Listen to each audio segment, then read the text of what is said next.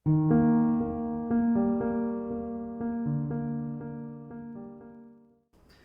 Friends, आज हम chapter start करने जा रहे हैं इलेक्ट्रोकेमिस्ट्री। तो सबसे पहले जानते हैं कि आखिर इलेक्ट्रोकेमिस्ट्री होता क्या है, किन किन टॉपिक्स को आप इसमें पढ़ने वाले हैं। तो ये केमिस्ट्री की वो ब्रांच होगी, देखिए, जो दो वर्ड से मिलकर बनी है। इलेक्ट्रो से आ जाता है इलेक्ट्रिकल एनर्जी, इलेक्ट्रिकल एनर्जी, और chemistry is all about chemical, और केमिकल से आती है केमिकल एनर्जी। तो basically it is the branch of chemistry that deals with the study of interrelationship or interconversion of electrical energy into chemical energy and vice versa, and all the devices which are based on the interconversion of these two types of energy and the natural phenomena. देखिए क्या बातें मैंने कही हैं कि it is the branch of chemistry that deals with the study of interrelationship between electrical energy and chemical energy. All the devices that are based on the interconversion of these two types of energy and the natural phenomena like rusting, जिसको हम corrosion भी कहेंगे, ये सब हम electrochemistry के अंदर ही discuss करने जा रहे हैं। तो सबसे पहला टॉपिक जो इलेक्ट्रोकेमिस्ट्री में हम लेने जा रहे हैं that is electrolyte। देखिए, electrolyte is a substance which get dissociate into ions when dissolved in water। क्या है electrolyte? It is a substance which get dissociate into ions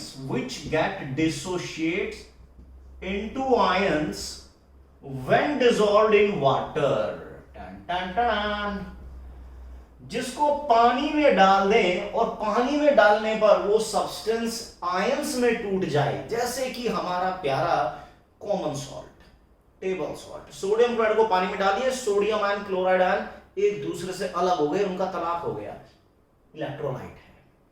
calcium chloride को डाला, कैल्शियम अलग, क्लोराइड अलग, इलेक्ट्रोलाइट है। Aluminium chloride, sodium sulphate, calcium sulphate, जो भी मैं सब्सटेंस बोल रहा हूं, ये पानी में डिसोशिएट हो जाते हैं in the form of ion, so they are electrolyte. लेकिन कुछ ऐसे सब्सटेंस भी होते हैं जिनको पानी में डालो तो वो कभी आयंस की फॉर्म में डिसोशिएट नहीं होंगे, जैसे साडा गुल्लू यानी ग्लूकोज को पानी में डालो, इट हमेशा वो मॉलिक्यूलर फॉर्म में रहेगा, it never going to dissociate to carbon, hydrogen, oxygen separately. Sugar है, वो मॉलिक्यूलर फॉर्म में रहती है। Glucose, urea, fructose, they all are non electrolyte. तो नॉन इलेक्ट्रोलाइट हैं जो पानी में डालने पर आयंस की फॉर्म में डिसोशिएट नहीं होते, और इलेक्ट्रोलाइट हैं जो डिसोशिएट हो जाते हैं। तो डिसोशिएट को हम इलेक्ट्रोलाइट को हम टू कैटेगरी में डिवाइड कर लेते हैं, strong electrolyte and weak electrolyte. Strong electrolyte and weak electrolyte. देखिए, स्ट्रॉन्ग इलेक्ट्रोलाइट कौन है? स्ट्रॉन्ग इलेक्ट्रोलाइट वो है जो कंप्लीटली डिसोशिएट हो जाता है, पूरी तरह से टूट जाता है, विच डिसोशिएट कंप्लीटली,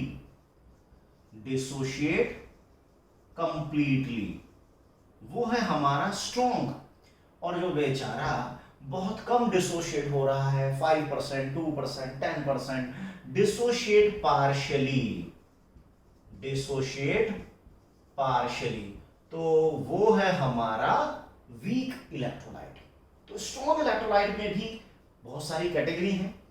तो मेन कैटेगरी की हम बात करते हैं, 3 कैटेगरी में हम इसको डिवाइड कर लेते हैं। Number 1 is strong acid, strong base,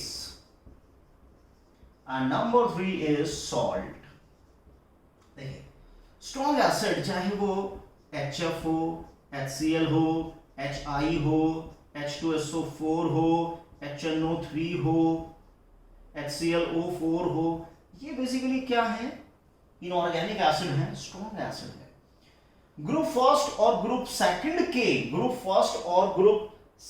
के जो भी बेस होंगे, ग्रुप फर्स्ट और ग्रुप सेकंड के जो भी बेस होंगे वो सब हमारे लिए स्ट्रॉन्ग बेस होंगे, डिसोशिएट कंप्लीटली, चाहे वो लिथियम हाइड्रोक्साइड हो, सोडियम हाइड्रोक्साइड हो, पोटेशियम हाइड्रोक्साइड हो, कैल्शियम हाइड्रोक्साइड हो या मैग्नीशियम हाइड्रोक्साइड हो, XYZ जो भी है, सब स्ट्रॉन्ग है, कंप्लीटली डिसोशिएट हो जाते हैं। और जो एसिड और बेस से सॉल्ट बन रहे हैं वो भी हमारे लिए स्ट्रॉन्ग है, वो चाहे सोडियम क्लोराइड हो, पोटेशियम सल्फेट हो, पोटेशियम नाइट्रेट हो, कैल्शियम नाइट्रेट हो, एसिड और बेस के कॉम्बिनेशन से जो भी सॉल्ट आएगा, strong acid strong base combination से जो भी सॉल्ट आएगा वो सब हमारा स्ट्रॉन्ग इलेक्ट्रोलाइट होगा, right? They all are strong electrolyte, dissociate completely. Weak electrolyte which dissociate partially, जो बेचारे बहुत ही कम डिसोशिएट होंगे तो इनको भी हम 3 कैटेगरी में डिवाइड कर सकते हैं, like weak acid, weak base and salt of heavy metals. जो हैवी मेटल्स के सॉल्ट्स होते हैं they generally belongs to weak electrolyte because they dissociate partially in water. देखो कोई भी एसिड जिसमें कार्बन हो, कार्बन का जो एसिड है ऑर्गेनिक एसिड है, यहां पर तो आ गए थे हमारे इनऑर्गेनिक एसिड और यहां पर आएंगे ऑर्गेनिक एसिड। अब ये ऑर्गेनिक एसिड क्या है? ये वो एसिड है जो आप अपने डेली लाइफ में कंज्यूम करते रहते हैं लेकिन वो आपको हार्म नहीं करते। जैसे आप डिनर कर रहे हैं और उसमें सैलेड में आपने नींबू डाल दिया, ओहो स्वाद के लिए, तो उसमें सिट्रिक एसिड आ गया है, ठीक है? विटामिन सी ले रहे हैं, एस्कॉर्बिक एसिड आ गया है, but they are weak acid, right? तो कोई भी एसिड हो, ये लीजिए कार्बोनिक एसिड, एप्सिलिन का में है वो कार्बोनिक एसिड हो गया, हाइड्रोजन साइनाइड हो गया, मिथनॉल हो गया, इथनॉल हो गया, इवन फिनॉल हो गया, C6H5OH, ये सब क्या है? कार्बन का कोई भी एसिड हो वो वीक एसिड कैटेगरी में काउंट किया जाएगा। वीक बेस, जो नाइट्रोजन है जहां पर, वो सब वीक बेस है। वो चाहे हमारा मिथाइल अमीन हो, वो चाहे हमारा इथाइल अमीन हो, एनिलीन हो, अमोनिया हो, वीक है। Salt of heavy metals, heavy metal मतलब डी और एफ ब्लॉक मेटल्स के जो भी सॉल्ट हैं वो सब हमारे जनरली वीक कैटेगरी में काउंट किए जाते हैं। ये पानी में बहुत कम डिसॉल्व होते हैं, बहुत ही कम डिसोशिएट होते हैं, चाहे जिंक का सॉल्ट हो, सिल्वर का सॉल्ट हो, गोल्ड का हो, है ना, और फेरिक का हो, आयरन का हो, तो ये कैडमियम, ये जो भी सॉल्ट हैं ये बेसिकली हैवी मेटल्स के सॉल्ट हैं जो पानी में बहुत ही कम डिसॉल्व होते हैं, बहुत ही कम, ना के बराबर ऑलमोस्ट। तो they are weak electrolyte which dissociate partially, और जो कंप्लीटली डिसोशिएट हो जाते हैं और पानी में डिसोशिएट होने के बाद आयंस ही आयंस बना देते हैं, वो है स्ट्रॉन्ग इलेक्ट्रोलाइट। तो electrolyte is basically a substance which get dissociate into ions when dissolve in water. एक बात मैंने और बताई थी, नॉन इलेक्ट्रोलाइट, जो इलेक्ट्रोलाइट नहीं है, जो डिसोशिएट नहीं हो रहा आयंस में, चाहे वो ग्लूकोज हो, यूरिया हो, फ्रक्टोज हो, और आप सब जानते हैं इनका आयोटा 1 लिया जाता था वेंटो फैक्टर, क्योंकि ये डिसोशिएट नहीं होते थे। यहां ये डिसोशिएट होते हैं तो वेंटो फैक्टर बहुत ज्यादा होता है इनका, डिपेंड करता है ना कितने आयन बना रहे हो, डिग्री ऑफ डिशन क्या है। सो अभी तो हमने ये समझा कि व्हाट आर इलेक्ट्रोलाइट। तो electrolyte is a substance which get dissociate into ions when dissolve in water. लेकिन इनको हमने क्यों पढ़ा? क्योंकि इनसे हमें आयंस मिल रहे हैं, ठीक है? अब ये जो चैप्टर होगा हमारा, ये कहीं ना कहीं इन इलेक्ट्रोलाइट के ही दाएं बाएं चलेगा। तो अब हम इसमें डिस्कस करने जा रहे हैं electrical conductance and metallic conductance, electrolytic conductance and metallic conductance. तो बहुत ही सिंपल है, बहुत इजी टॉपिक है। So what is metallic conductance and how it is different from electrolytic conductance? देखिए, मेटेलिक कंडक्टेंस। नाम से अगर कुछ आप समझ पा रहे हैं, it is the conductance exhibit by a metallic wire और ए मेटेलिक शीट। किसी मेटेलिक वायर में या किसी मेटेलिक शीट में से जो करंट पास हो रहा है, तो वो शीट अपने अंदर से करंट को अलाउ कर रही है, कंडक्टर बिहेवियर शो कर रही है, तो that conductance is called metallic conductance. देखो घरों में हमारे कॉपर की वायरिंग हो रखी है, तो कॉपर के अंदर से करंट पास हो रहा है, तो उस समय जो कंडक्टेंस है कॉपर के अंदर वो क्या है, that is the metallic conductance. लेकिन ये तो आप पढ़ते हैं जनरली फिजिक्स में, लेकिन यहां पर क्योंकि बात हमें करनी है केमिकल्स की, chemistry is all about chemicals, तो केमिकल्स का मतलब यहां पर इलेक्ट्रोलाइट से होगा। तो यहां पर अब हम डिस्कस करने जा रहे हैं इलेक्ट्रोलिटिक कंडक्टेंस। इसका क्या मतलब है इलेक्ट्रोलिटिक कंडक्टेंस? देखिए मेटेलिक वायर है, करंट पास हो रहा है, किसी एक पर्टिकुलर डायरेक्शन में करंट जा रहा है, तो यहां पर करंट का फ्लो हो रहा है, ठीक है। ऑब्वियस है कि जहां करंट होता है वहां रेजिस्टेंस भी होती है। करंट फ्लो कर रहा है, flow of current, that is the conductance. So the conductance exhibit by a metallic wire और a metallic sheet, it is called metallic conductance. And electrolytic conductance is the conductance exhibit by an electrolytic solution. देखिए इसका क्या मतलब है, इसका मतलब ये है, चलिए हमने कोई इलेक्ट्रोलिटिक टैंक ले लिया है and it is filled with an aqueous solution of an electrolyte, sodium chloride या पोटेशियम क्लोराइड, कोई भी XYZ, ये एक सॉल्यूशन हमने लिया है, ठीक है। Both the electrodes are connected with a potential. ये हमने नेगेटिव को कैथोड कर देते हैं, पॉजिटिव को एनोड कर देते हैं। तो देखिए जो पॉजिटिव टर्मिनल है वहां से करंट चलेगा, और जिस डायरेक्शन में करंट चलेगा उससे अपोजिट डायरेक्शन में इलेक्ट्रॉन का फ्लो होता है। तो बैटरी के नेगेटिव टर्मिनल यानी कैथोड से इलेक्ट्रॉन आ रहे हैं, इलेक्ट्रॉन तो आ गए इस वायर के थ्रू, लेकिन क्या सॉल्यूशन में भी निकलकर वो दूसरे टर्मिनल की तरफ जाएंगे? देखो सर्किट में करंट कब कंप्लीट होगा, जब इलेक्ट्रॉन कैथोड से निकलकर एनोड के पास जाए। तो क्या ये इलेक्ट्रॉन इस वाटर में, इस सॉल्यूशन में तैर तूर के चले जाएंगे, कुछ स्विमिंग करके जा रहे हैं या नहीं जा रहे? देखो सीधी सी बात है, सपोज कीजिए कोई रिवर है ना, और मुझे इस रिवर को A से B पॉइंट की तरफ जाना है, तो मैं दो तरीके से जा सकता हूं, या तो मैं स्विमिंग करके जाऊं जो मुझे नहीं आती, या फिर मैं एक बोट के थ्रू जा सकता हूं। बोट में बैठ जाऊंगा और डिचिक डिचिक बेड़ा पार। तो यानी कि ये जो बोट है ये मेरे को कैरी करेगी। तो यहां पर इलेक्ट्रॉन को कौन कैरी करेगा from one terminal to another terminal, so that circuit में हमारा करंट मेंटेन रहे। तो यहां पर ये काम कर रहा है आयंस, क्योंकि ये सॉल्यूशन किसका है, इलेक्ट्रोलिटिक सॉल्यूशन है, तो ऑब्वियस है इलेक्ट्रोलाइट है। इलेक्ट्रोलाइट हमने जाना is a substance which get dissociated into ions when dissolved in water. तो मान लेते हैं कि ये एक्वस NaCl सॉल्यूशन है, ऐसा हम एज्यूम कर लेते हैं। तो सॉल्यूशन के अंदर पॉजिटिव भी है और सॉल्यूशन के अंदर नेगेटिव भी है, ठीक। सोडियम आयन है, पॉजिटिव कहां जाता है, पॉजिटिव हमेशा नेगेटिव टर्मिनल की तरफ भागेगा, यानी कि cation will migrate towards cathode, और जो एनायन है it will migrate towards anode,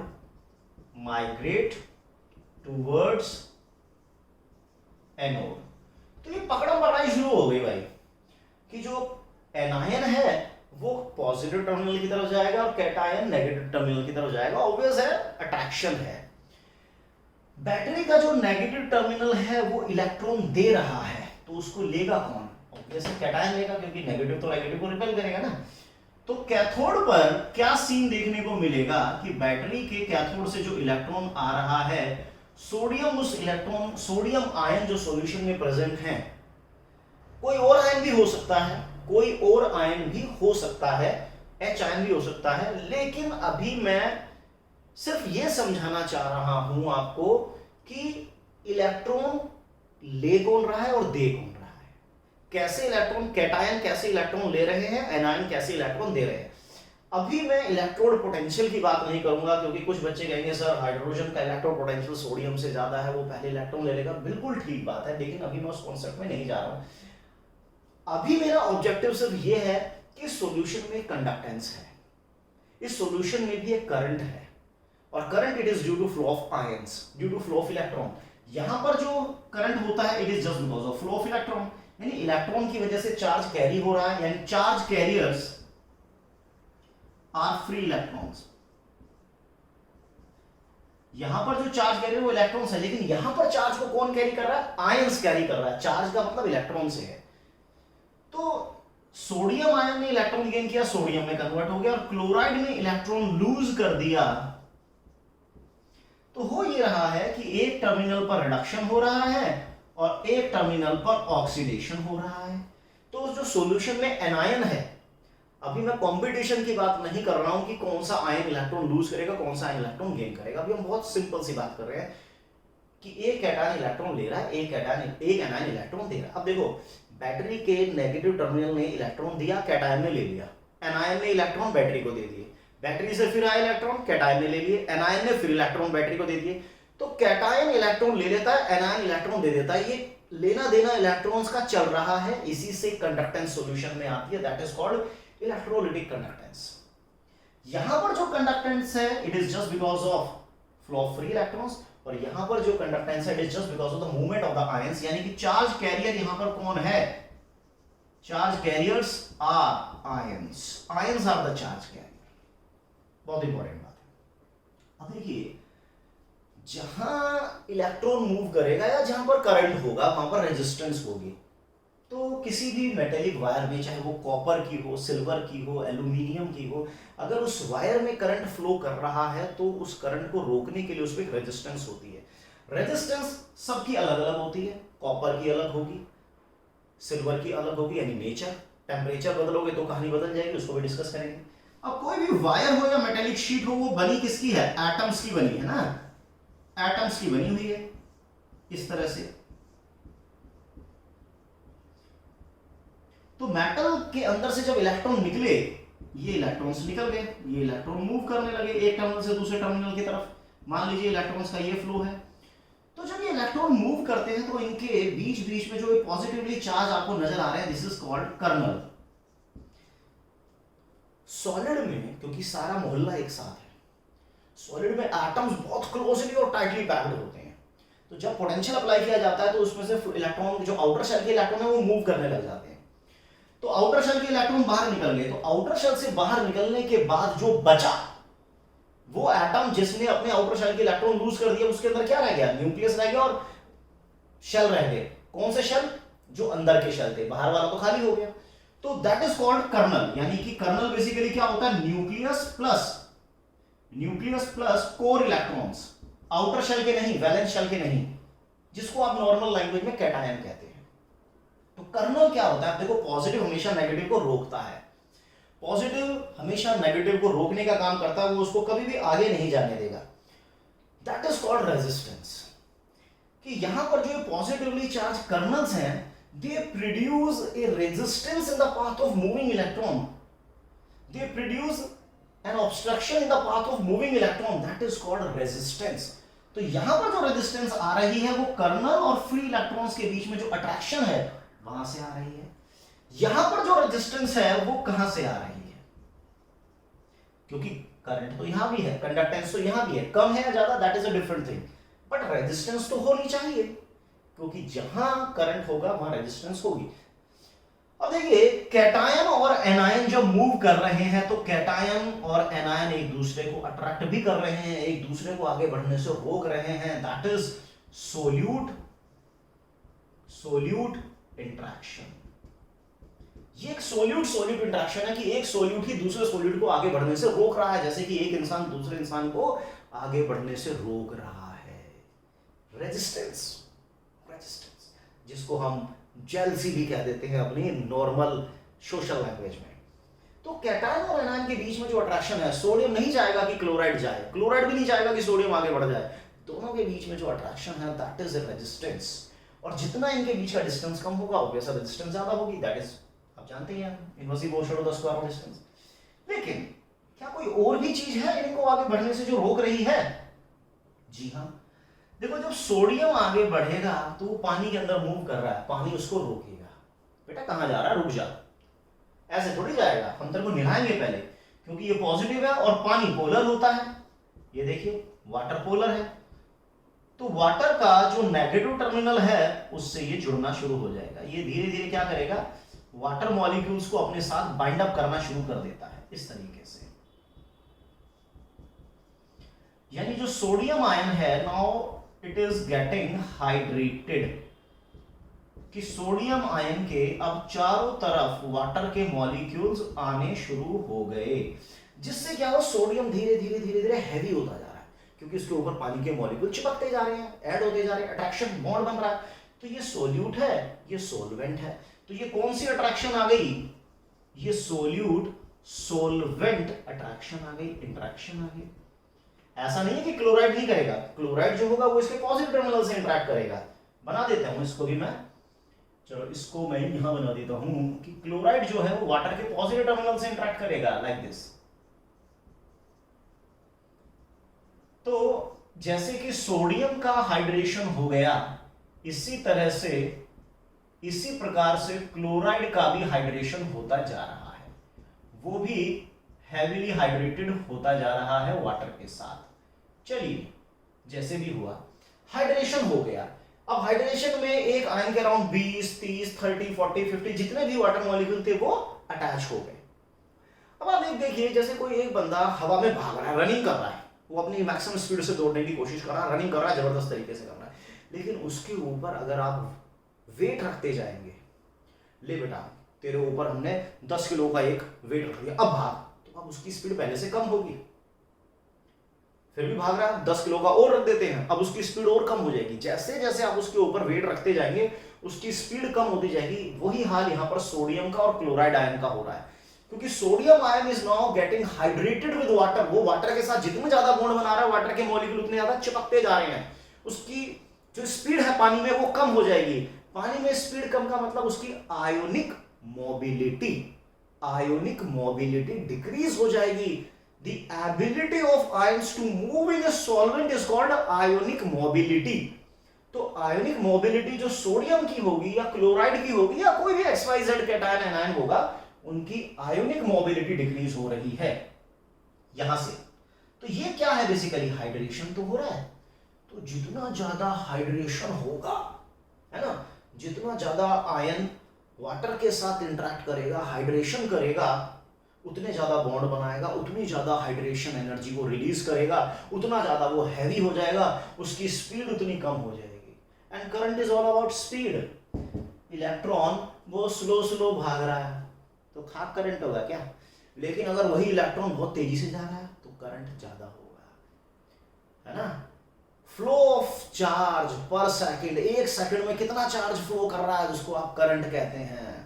तो यहां पर जितनी तेजी से आयंस मूव करेंगे, स्पीड जितनी ज्यादा होती है इलेक्ट्रॉन्स की या आयंस की, उतनी ज्यादा कंडक्टेंस होती है। तो यहां पर हाइड्रेशन की वजह से कंडक्टेंस कम हो रही है, यानी कि समवेयर में ये कह सकता हूं कि जो इलेक्ट्रोलिटिक कंडक्टेंस है, it is inversely proportional to hydration of ion, यानी कि it is inversely proportional to hydration energy. जितनी ज्यादा हाइड्रेशन एनर्जी निकलेगी, स्पीड कम हो जाएगी, आयनिक मोबिलिटी कम हो जाएगी, इलेक्ट्रोलिटिक कंडक्टेंस कम हो जाएगी। तो ये भी तो एक तरीके की रेजिस्टेंस है। पानी नहीं आगे बढ़ने दे रहा कैटायन को, रोकना, रुकावट ही रेजिस्टेंस है। अब देखिए, दो बंदे हैं, एक बंदा हवा में भाग रहा है, मतलब रोड पे भाग रहा है हवा में, और वही बंदा, उसको हम कहा जाए कि पानी के अंदर भागना है, तो वैसे डेफिनेटली उसकी पानी में स्पीड कम हो जाएगी, क्योंकि पानी उसको ज्यादा रोकेगा एयर के मुकाबले में। अब ये डिपेंड करता है कि जो भी कैटायन या आयन है, जो भी इलेक्ट्रोलाइट है, वो किस मीडियम में जाना है। सोलवेंट का नेचर क्या है, पानी में वो थोड़ा स्पीड से मूव कर सकता है as compare to its movement in oil. Oil थोड़ा सा विस्कस है, ग्लिसरीन में कहें तो और विस्कोसिटी बढ़ जाएगी। तो जितना ज्यादा सॉल्यूशन विस्कस होगा, सोलवेंट जितना विस्कस होगा, उसमें आयन की मूव करने की एबिलिटी उतनी ही कम होगी स्पीड कम हुई तो कंडक्टेंस कम होगी। तो थर्ड आ जाती है सोलवेंट इंटरेक्शन। सोलवेंट इंटरेक्शन यानी कि कहीं ना कहीं इट इज रिलेटेड विद, जैसे ये था हाइड्रेशन से रिलेटेड, ये रिलेटेड है विस्कोसिटी से रिलेटेड। तो जितना ज्यादा सोलवेंट विस्कस होगा आप खुद ही समझ सकते हैं उसमें मूव करना उतना ही मुश्किल होगा, उसमें जो आयंस की मूव करने की एबिलिटी है वो कम होगी, स्पीड कम होगी, इलेक्ट्रोलाइटिक कंडक्टेंस ऑटोमेटिकली डिक्रीज हो जाएगी। तो somewhere electrolytic conductance is also inversely proportional to viscosity of solvent. तो यहां पर सोलवेंट का अपना नेचर आ गया, ये भी तो एक तरीके की रेजिस्टेंस हुई। तो यहां तीन तरीके की रेजिस्टेंस देखी जा रही है। The force of attraction on the two oppositely charged ions, that is the cation or anion, that is the purely electrostatic force of attraction. It is a type of resistance. Another one is the interaction between the solute and the solvent. This is basically called the hydration or solvation. तो जितना ज्यादा solution होगा, hydration होगा, ions उतने heavily hydrated होंगे, उनका wait बढ़ जाएगा, उनका साइज बढ़ जाएगा और उनकी स्पीड उतनी ही कम होती चली जाएगी, आयनिक मोबिलिटी कम होती चली जाएगी। And third one is the viscosity of the solvent. तो सॉल्वेंट जितना ज्यादा विस्कस होगा उसमें आयंस की मूव करने की एबिलिटी उतनी ही कम होगी। चलिए, तो यहां पर जो रेजिस्टेंस है it is because of force of attraction between the positively charge kernels and the valence electron. तो वैलेंस इलेक्ट्रॉन को आगे बढ़ने से कर्नल रोकता है। यहां पर ये तीन तरह की रेजिस्टेंस है। अब यहां पर मैं अगर टेम्परेचर बढ़ा दूं, इफेक्ट ऑफ टेम्परेचर क्या होगा? बहुत अच्छा क्वेश्चन है, कई बार एग्जाम में आया है कि इफेक्ट ऑफ टेम्परेचर क्या हो सकता है अगर हम टेम्परेचर बढ़ा दें। तो मेटेलिक कंडक्टेंस पे क्या इफेक्ट पड़ेगा, इलेक्ट्रोलाइटिक कंडक्टेंस पे उसका क्या इफेक्ट पड़ेगा। देखिए, ये मेटेलिक वायर है जिसमें करंट फ्लो कर रहा है और उसको कौन रोक रहा है? अपोजिटली चार्ज कर्नल रोक रहे हैं। तो जब आप टेम्परेचर बढ़ा देंगे तो टेम्परेचर बढ़ाने से क्या लगता है कि इलेक्ट्रॉन बहुत तेजी से आगे भागेगा या उसको कम रेजिस्टेंस मिलेगी, ज्यादा रेजिस्टेंस मिलेगी? देखिए, टेम्परेचर जब हम बढ़ाते हैं तो जो भी वो मेटेलिक वायर या शीट है उसके अंदर जो भी हमारे एटम है, एटम के अंदर वैलेंस इलेक्ट्रॉन तो बाहर निकल गए, जब वो करंट फ्लो कर रहा है तो बच गए कर्नल। तो कर्नल अपनी पोजीशन पर वाइब्रेट करना शुरू कर देता है। कर्नल अपनी पोजीशन पर वाइब्रेट करना शुरू करता है जिसकी वजह से इलेक्ट्रॉन, देखिए अगर कर्नल अपनी पोजीशन पर वाइब्रेट नहीं करता तो इलेक्ट्रॉन आसानी से निकल जाता, लेकिन अगर कर्नल अपनी पोजीशन पर वाइब्रेट करेगा तो इलेक्ट्रॉन के पाथ में वो ज्यादा रेजिस्टेंस प्रोड्यूस करेगा, रेजिस्टेंस कम बढ़ जाती है, करंट अपने आप कम हो जाएगा, यानी टेम्परेचर इंक्रीज। तो इससे क्या होगा? तो positively charged colonel's, the positively charged colonel's do vibrate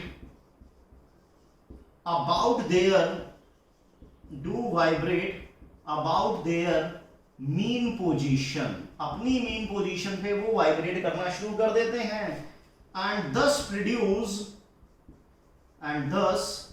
produce large resistance या obstruction, large resistance in the path of moving electron, in the path of moving electron। तो जो भी इलेक्ट्रॉन मूव कर रहा है उसके पाथ में अब और ज्यादा रेजिस्टेंस बढ़ जाती है। देखिए, अगर सामने से कोई बंदा आ रहा है, मैं इधर से जा रहा हूं, उधर से जा रहा है, मैं इधर को मोड़ूं और वो बार बार इधर उधर होगा तो मैं अब टेंशन में आ जाऊंगा कि मैं इधर से जाऊं क्योंकि वो लगातार पोजीशन बदल रहा है। तो जब कर्नल अपनी पोजीशन पे वाइब्रेट करता है तो उसके इलेक्ट्रॉन के पाथ में अब ज्यादा रेजिस्टेंस हो जाती है, ऑब्स्ट्रक्शन हो जाती है, उसकी स्पीड कम कह लीजिए या रेजिस्टेंस बढ़ गई तो कंडक्टेंस ऑटोमेटिकली कम हो गई। What about the electrolytic conductance? How does it very while increase in temperature? अगर हम टेम्परेचर को बढ़ा दें तो इलेक्ट्रोलाइटिक कंडक्टेंस का क्या होगा? देखिए, दुनिया में ऐसा कोई बॉन्ड नहीं है जो टेम्परेचर बढ़ाने से स्ट्रांग हो जाए। दुनिया में टेम्परेचर बढ़ाने पर सारे बॉन्ड टूटते हैं, कोई कम टेम्परेचर पे टूटता है, कोई मॉडरेट पे टूटता है, कोई हाई पे टूटता है। अब आप टेम्परेचर अगर बढ़ाएंगे तो आप ये देखिए, ये जितनी भी इंटरेक्शन हमने पढ़ी हैं वो चाहे सोल्यूट हो या सोल्यूट सोलवेंट इंटरेक्शन हो या विस्कोसिटी हो, जिसको आप सोलवेंट कह रहे हैं, ये तीनों ही इंटरेक्शन टेम्परेचर बढ़ाने में डिक्रीज होंगी, रेजिस्टेंस डिक्रीज होगी, तो दोस्तों इलेक्ट्रोलिटिक कंडक्टेंस डेफिनेटली इंक्रीज होगी, इलेक्ट्रोलिटिक कंडक्टेंस इंक्रीज हो जाएगी। तो यहां पर जो मेटेलिक कंडक्टेंस है it is inversely proportional to temperature, क्योंकि टेम्परेचर बढ़ने से मेटेलिक कंडक्टेंस कम हो जाती है, लेकिन इलेक्ट्रोलिटिक कंडक्टेंस टेम्परेचर के बढ़ने पर बढ़ जाती है। क्लियर? क्योंकि जितनी भी रेजिस्टेंस थी, चाहे वो हाइड्रेशन एनर्जी हो, सॉल्वेशन एनर्जी हो, विस्कोसिटी हो या इलेक्ट्रोस्टैटिक फोर्स ऑफ अट्रैक्शन हो आयंस के बीच में, वो तमाम तरह की इंटरेक्शंस डिक्रीज हो जाती हैं जब आप टेम्परेचर को बढ़ा देते हैं। तो इलेक्ट्रोलिटिक कंडक्टेंस टेम्परेचर के साथ इंक्रीज है, मेटेलिक डिक्रीज है। Electrons are the charge carriers, ions are the charge carrier. Resistance कहां से आई? देखो, दुनिया का कोई भी सब्सटेंस होगा उसके अंदर एटम होगा तो न्यूक्लियस होगा, सबका न्यूक्लियस अलग अलग होता है, तो इसीलिए सबके कर्नल और फ्री इलेक्ट्रॉन्स के बीच में अट्रैक्शन अलग अलग होगी। तो सभी वायर्स की अपनी अपनी रेजिस्टेंस होती है। टेम्परेचर के साथ यहाँ पर रेजिस्टेंस बढ़ जाती है, रेजिस्टेंस बढ़ने से मेटेलिक कंडक्टेंस कम हो जाती है। यहाँ पर रेजिस्टेंस जो थी वो मैंने आपको बता ही दी है, 3 तरह की थी, तीनों ही रेजिस्टेंस डिक्रीज होती है with increase in temperature. So electrolytic conductance will always increase with increase in temperature. यहाँ पर आप देखेंगे, बाद में पढ़ेंगे कि यहाँ पर आपको सॉल्ट ब्रिज की रिक्वायरमेंट होगी, यहाँ पर ऐसी कोई सॉल्ट ब्रिज की रिक्वायरमेंट नहीं होगी।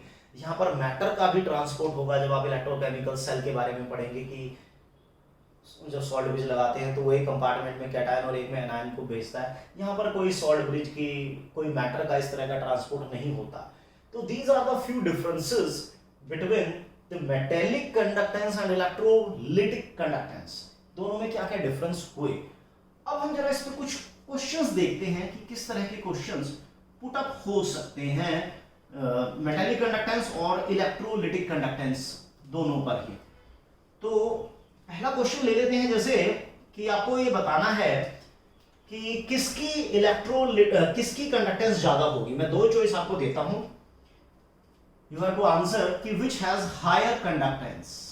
ठीक है, सिल्वर वायर है 25 डिग्री सेल्सियस पर एंड सिल्वर वायर है 45 डिग्री सेल्सियस पर। केस 1, केस 2 आपको बतानी है कंडक्टेंस कहां पर ज्यादा होगी।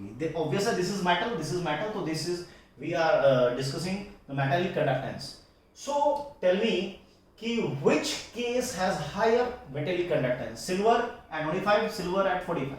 तो अभी आपने देखा कि जब आप टेम्परेचर बढ़ाते हैं तो कर्नल अपनी पोजीशन पे वाइब्रेट करते हैं और कर्नल पे कहां जाने देंगे इलेक्ट्रॉन्स को। तो यहां पर फर्स्ट की कंडक्टेंस सेकंड से ज्यादा होगी। क्लियर हो गई बात? एक और ले लेते हैं, हमने लिया 0.1 मोलर NaCl 25 डिग्री टेम्परेचर में, 0.1 मोलर एसिटिक एसिड ले लिया at the same temperature, which has higher conductance. तो अब आप देखेंगे, मैंने आपको बताया था कि ये भी इलेक्ट्रोलाइट है, ये भी इलेक्ट्रोलाइट है, but it is strong electrolyte, dissociate completely. It is weak electrolyte, dissociate partially.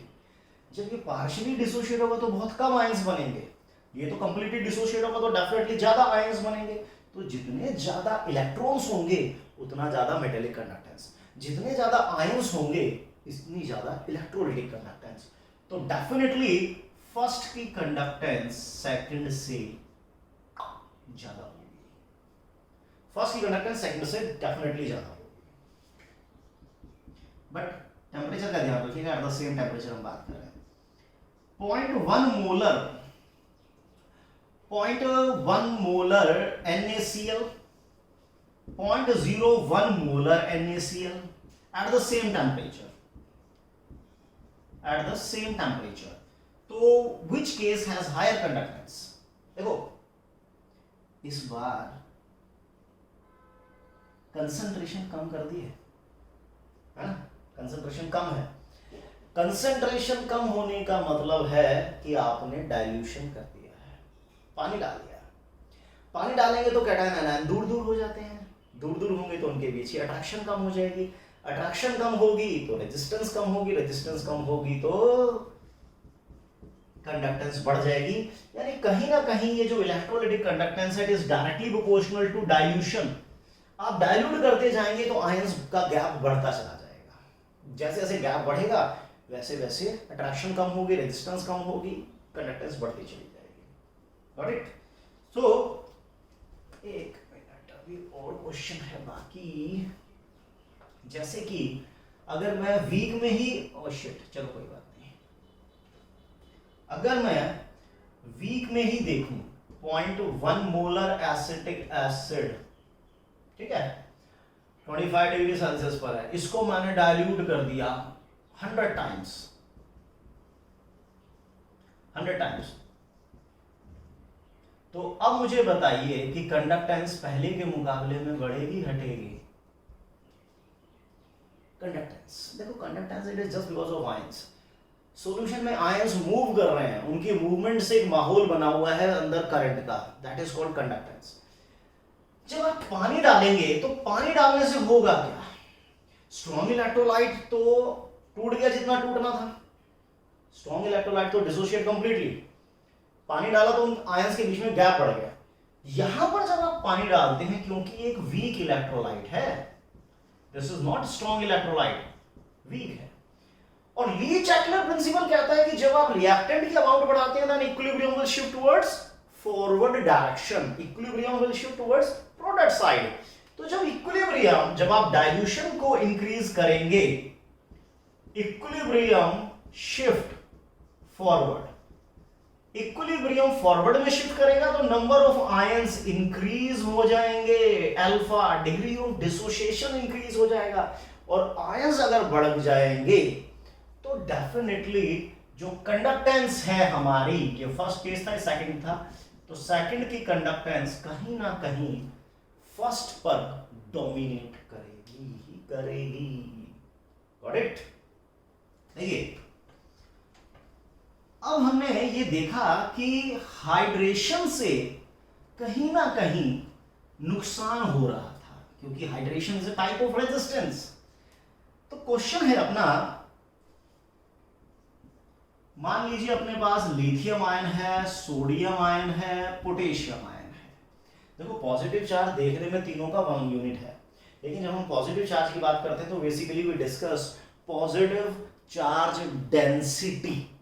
Positive charge density, देखो पॉजिटिव चार्ज डेंसिटी यानी पॉजिटिव चार्ज अपॉन वॉल्यूम, तो वॉल्यूम तो बढ़ रही है, वॉल्यूम बढ़ेगी तो डेंसिटी कम हो जाएगी। तो सबसे ज्यादा जो चार्ज है that is called charge per unit volume, वो लिथियम का है। Lithium has the highest positive charge density among alkali ions. तो ये पानी से सबसे हैवीली हाइड्रेटेड होगा, ये पानी से सबसे हैवीली हाइड्रेटेड होगा। तो अगर मैं आयोनिक मोबिलिटी की बात करता हूं तो इसकी स्पीड सबसे कम होगी, इसकी ज्यादा, इसकी सबसे ज्यादा। वैसे ना भी आयनिक मोबिलिटी ऐसे ऐसे बढ़ रही है, जिसकी स्पीड ज्यादा होगी उसकी कंडक्टेंस भी तो ज्यादा होगी। Under similar set of condition बात हो रही है, तो धीरे धीरे कंडक्टेंस इस तरह से बढ़ेगी। चलिए अगर मैं sodium ion, magnesium ion, aluminium ion की बात करूं तो देखो पॉजिटिव चार्ज, लेकिन यहां तो पॉजिटिव चार्ज लगातार इंक्रीज हो रहा है। जितना ज्यादा पॉजिटिव चार्ज होगा वो वाटर से उतना ही हैवीली हाइड्रेटेड होगा। ये पानी के सबसे ज्यादा मॉलिक्यूल को अपने साथ बाइंड अप कर लेगा, हैवी हो जाएगा, स्पीड कम हो जाएगी, तो भैया जी कंडक्टेंस भी तो कम हो जाएगी ना। आयोनिक मोबिलिटी ऑब्लिक कंडक्टेंस ऐसे डिक्रीज होगी, राइट? तो ये है हमारा कि जो कंडक्टेंस है वो बहुत सारे फैक्टर्स पर डिपेंड कर रही है। अगर मान लीजिए, ठीक है, अगर हम ऐसा कर लेते हैं कि सोडियम क्लोराइड का एक्वा सॉल्यूशन है और सोडियम क्लोराइड को बेंजीन में डाला गया है, सेम अमाउंट, ठीक है, दोनों same amount in same weight of solvent, तो in which case conductance will be higher? कहां पर कंडक्टेंस ज्यादा होगी? यहाँ पर या यहाँ पर? देखो यहाँ पर तो सोडियम क्लोराइड डिसोशिएट हो गया आयंस में, क्या यहाँ पर डिसोसिएशन होगा? एक बात, यहाँ पर डिसोसिएशन होगा, लेकिन क्या सोडियम क्लोराइड का डिसोसिएशन बेंजीन के अंदर होगा? क्योंकि पानी है पोलर और बेंजीन है नॉन पोलर। बेंजीन है नॉन पोलर, तो बेंजीन के अंदर सोडियम क्लोराइड का डिसोसिएशन नहीं होगा। जब डिसोसिएशन ही नहीं होगा तो आयंस नहीं बनेंगे, आयंस ही नहीं होंगे तो कंडक्टेंस को कैरी कौन करेगा? भाई करंट को कैरी करने का काम कौन करता था? आयंस करते थे, कैटायन इलेक्ट्रॉन लेता था, एनायन इलेक्ट्रॉन देता था, इस तरह से करंट को, इलेक्ट्रॉन्स को कैरी किया जाता था। यहां पर तो no dissociation, no ions, conductance का अवार्ड किसको मिलता है? सोडियम क्लोराइड को। वाटर में सोडियम क्लोराइड जो होगा वो वाटर में ज्यादा कंडक्टेंस शो करेगा as compare to the conductance of NaCl in benzene. Clear हुई बात? तो ये सीन बन रहा है कंडक्टेंस का। तो इलेक्ट्रोलाइटिक कंडक्टेंस क्या हुई? वो कंडक्टेंस जो इलेक्ट्रोलाइट शो करता है। अब देखिए जरा, अब बात हम कर रहे हैं हाइड्रेशन एनर्जी की भी। अभी हमने देखा कि कहां पर हाइड्रेशन एनर्जी ज्यादा लिबरेट होगी, क्योंकि कैटायन जितना ज्यादा पानी से हेवीली हाइड्रेटेड होगा उसकी आयनिक मोबिलिटी कम हो जाएगी, आयनिक मोबिलिटी कम होगी तो हैवी हो जाएगा और उसकी स्पीड कम हो जाएगी, उसकी कंडक्टेंस कम हो जाएगी। अब मैं इसी बात को फिर दोबारा रिपीट करता हूं in terms of hydration energy, क्योंकि जितना ज्यादा हाइड्रेशन होता है उतने ही ज्यादा वो आयंस हाइड्रेशन एनर्जी लिबरेट करेगा, ठीक है ना? उतनी ही ज्यादा हाइड्रेशन एनर्जी लिबरेट करेगा। तो लिथियम की हाइड्रेशन एनर्जी कहीं ना कहीं सोडियम की हाइड्रेशन एनर्जी से ज्यादा है, और हाइड्रेशन एनर्जी ज्यादा होगी तो स्पीड कम हो जाएगी। सोडियम की हाइड्रेशन एनर्जी मैग्नीशियम से ज्यादा है, और सॉरी कम है, क्योंकि मैग्नीशियम पे पॉजिटिव चार्ज ज्यादा है तो पानी से वो ज्यादा अट्रैक्ट होगा। तो जितना ज्यादा पॉजिटिव चार्ज होता है, जितना ज्यादा न्यूक्लियर चार्ज होता है, जितना ज्यादा न्यूक्लियस का चार्ज होता है उतनी ज्यादा हाइड्रेशन एनर्जी होती है। अगर मैं सेम चार्ज पे बात करूं तो हाइड्रेशन एनर्जी किस पर डिपेंड कर रही है? न्यूक्लियर चार्ज डेंसिटी पर, न्यूक्लियर चार्ज डेंसिटी पर डिपेंड कर रही है। और पॉजिटिव चार्ज क्योंकि डाउन द ग्रुप डिक्रीज होगा। अगर मैं एक ही ग्रुप की बात करूं, lithium, sodium, potassium, rubidium, caesium, तो positive charge down the group decrease हो रहा है, तो हाइड्रेशन एनर्जी भी डाउन द ग्रुप डिक्रीज करती है। तो इसको लिख लेते हैं, hydration energy decreases down the group. Hydration energy अगर डाउन द ग्रुप डिक्रीज करेगी तो कंडक्टेंस इंक्रीज करेगी। Electrolytic conductance of ions, electrolytic conductance increases down the group. और जो property down the group decrease करेगी तो वो अलोंग द पीरियड इंक्रीज कर जाएगी, है ना? देखिए अलोंग द पीरियड में मैंने एक एग्जांपल आपको दिया भी है, सोडियम, मैग्नीशियम, एल्यूमिनियम। अगर मैं हाइड्रेशन एनर्जी की बात करूं तो वैसे बढ़ रही है क्योंकि पॉजिटिव चार्ज बढ़ रहा है ना? जितना ज्यादा पॉजिटिव चार्ज होगा, पानी से हैवी हाइड्रेटेड होगा, हाइड्रेशन एनर्जी ज्यादा होगी, कंडक्टेंस ऑटोमेटिकली डिक्रीज हो जाएगी। इसलिए इलेक्ट्रोलाइटिक कंडक्टेंस जो है वो अलोंग द पीरियड बढ़ने लग जाएगी, है ना? तो जैसे अब मैं यहां पर एक क्वेश्चन ले लेता हूं, इसी से रिलेटेड हो सकता है वो क्वेश्चन। जैसे कि मैंने एक केस लिया, सेम केस है 1 मोलर सोडियम क्लोराइड का और एक केस है 1 मोलर पोटेशियम क्लोराइड का under similar set of condition, ठीक है? Under similar set of condition. तो क्या लगता है in which case you are expecting higher electrolytic conductance? देखो यहां पर जो कंडक्टेंस होगी किसी सॉल्यूशन के अंदर, जो टोटल कंडक्टेंस है इलेक्ट्रोलाइट की वजह से, उसमें कुछ कंट्रीब्यूशन कैटायन का, कुछ कंट्रीब्यूशन एनायन का है, क्योंकि कैटायन भी मूव करेगा सॉल्यूशन में, एनायन भी मूव करेगा सॉल्यूशन में। तो कुछ करंट कैटायन की वजह से, कुछ करंट एनायन की वजह से। सो जो ओवरऑल कंडक्टेंस होती है, it is equals to the sum of conductance exhibited by cation plus exhibited by anion. Same with this. तो यहां पर चलो क्लोराइड तो सेम है, क्लोराइड का दोनों में कंट्रीब्यूशन एक जैसा है, सेम कंडीशन है। लेकिन सोडियम पोटेशियम में आप देखिए कहीं ना कहीं सोडियम और पोटेशियम में सोडियम का साइज छोटा है, न्यूक्लियर चार्ज सोडियम का ज्यादा, हाइड्रेशन से ज्यादा होगी, स्पीड कम हो जाएगी। तो award goes to KCl, right. तो जैसे 0.1 molar acetic acid 25 degree, 0.1 molar acetic acid, इसमें temperature, degree of dissociation 5%, degree of dissociation 9%, in which case the solution will exhibit higher conductance. देखो यह वीक इलेक्ट्रोलाइट जब डिसोशिएट होगा तभी तो ions बनेंगे। तो यहां पर ये ज्यादा डिसोशिएट हो रहा है, यहां पर कम डिसोशिएट हो रहा है। तो जितना ज्यादा ये डिसोशिएट होगा, है ना, जितना ज्यादा ये डिसोशिएट होगा उतने ज्यादा आयंस बनेंगे, तो डेफिनेटली उतनी ज्यादा ही कंडक्टेंस हो जाएगी। चलिए